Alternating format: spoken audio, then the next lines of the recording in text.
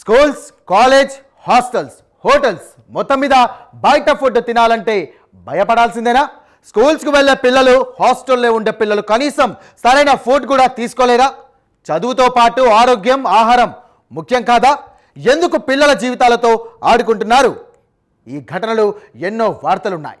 అయినా సరే రోజు రోజుకు పెరిగిపోతున్నాయి ఈ దారుణాలు. ఇప్పుడు అది కూడా ఇంతే జరిగింది. మరి ఆ పిల్లలకి ఏమైంది? ఫుడ్ పాయిజన్ ఎక్కడ జరిగింది? Let's watch this story.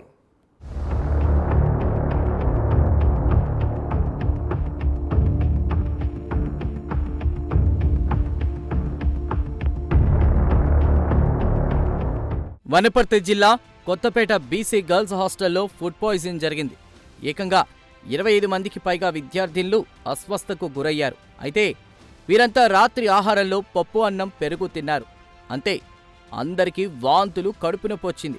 వెంటనే అందరినీ ఆసుపత్రికి తరలించారు.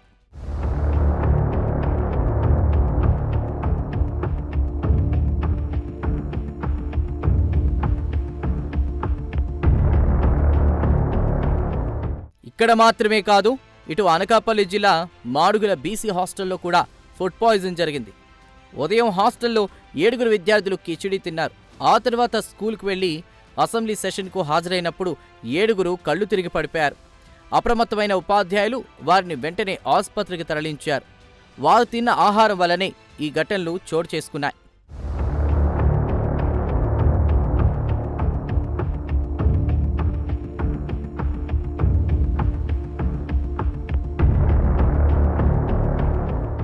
ఓ ఘటన వనపర్తిలో, మరో ఘటన అనకాపల్లి. జస్ట్ ఇక్కడితోనే ఆగడం లేదు ఈ ఫుడ్ పాయిజనింగ్ ఘటనలు. రోజురోజుకు చిన్న స్కూల్స్ నుంచి పెద్ద హాస్టల్స్ వరకు కూడా ఇవే సంఘటనలు. వన్ డే సమయంలో చెక్ చేయడం లేదా?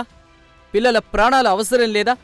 రోజురోజుకు ఇలాంటి ఘటనలు పెరుగుతుంటే జాగ్రత్త వహించాల్సింది యాజమాన్యం. మన స్కూల్, మన హాస్టల్ కాదులే అంటూ ఉండకుండా ఖచ్చితమైన, నాణ్యమైన ఫుడ్ పెడుతూ తగు జాగ్రత్తలు తీసుకోవాలి అంటూ సూచిస్తున్నారు పేరెంట్స్.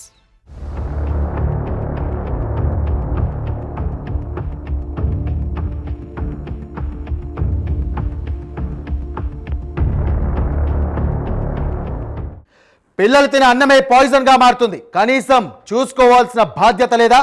ఎన్నో చోట్ల ఇవే సీన్లు రిపీట్ అవుతున్నాయి. ఎన్నో చోట్ల ఇవే ఘటనలు వినిపిస్తున్నాయి. అయినా సరే మారడం లేదు.